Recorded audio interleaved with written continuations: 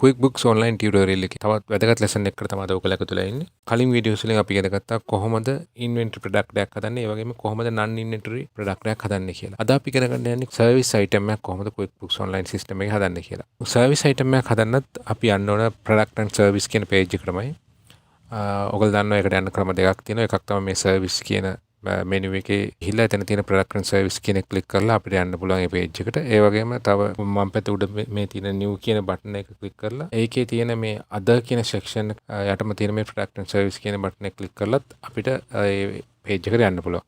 ඒ page එකට ගියාම මෙන්න මේ විදිහේ දකුණු අත පැත්තේ තියෙන new කියලා button එකක්. අපි ඒ button එක click කරපුවාම අපිට create කරන්න තියෙන products categories පෙන්නනවා. ඒකේ පළවෙනි එක තමයි inventory, දෙවෙනි එක non inventory, තුන්වෙනි එක තමයි service කියන category එක. අපි මේ service කියන එක click කරලා item එක හදන්න යමු. හරි ඒකෙදි පිට දෙන්න තියෙනවා මේ විදිහේ details ටිකක්. මේ details ටික අපි දෙන්න ඕන service item එක සම්බන්ධව. අපි හිතමු service එකක් විදිහට මේ company එක TV display දානවා. service එකක් විදිහට මේ company එක display දාන එක කරනවා කියලා හිතමු. අන්න name එක විදිහට දුන්නා TV display installation කියලා. හරි මම මේකට SKU එකක්වත් ඒ වගේම photo එකක්වත් category එකක්වත් දෙන්නේ නැහැ. ඊට ගන්න අහනවා I sell this product or service to my customers. මේ කස්ටමර්ස්ලට විකුණනවාද කියලා අහනවා.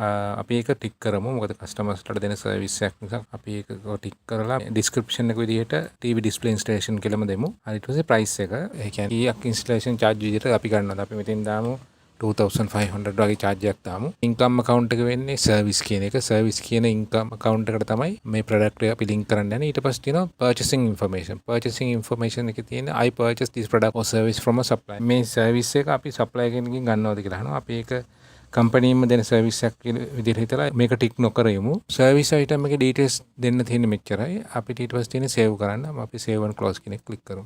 දැන් අපි බලමු මේ product and service කියන page එකේ කොහොමද මේ item එක display වෙන්නේ කියලා. මේ list එකේ මේ විදිහට TV display installation කියලා මේ විදිහට item එක create වෙලා තියෙනවා. මේ විදිහට තමයි QuickBooks Online system එකේ service item එකක් හදන්නේ. මම හිතනවා මේක ඔයගොල්ලන්ට තේරෙන්නේ නැති කියලා. මේ සම්බන්ධයෙන් මොකක් හරි issue එකක් තියෙනවා නම් comment එකේ දාන්න. ඒ වගේම මේ වීඩියෝ එක හොඳයි කියලා තියෙනවා ඔයගොල්ලෝ like එකක් දාන්න. අනිත් අයටත් බලන්න මේක share කරන්න. channel එකට subscribe කරලා නැත්නම් subscribe කරන්න. මම මේ විදිහේ තවත් වැදගත් වීඩියෝ එකකින් ඉක්මනට ඔයගොල්ලෝ හම්බ වෙන්න වෙනවා. සුබ දවසක් හැමෝටම.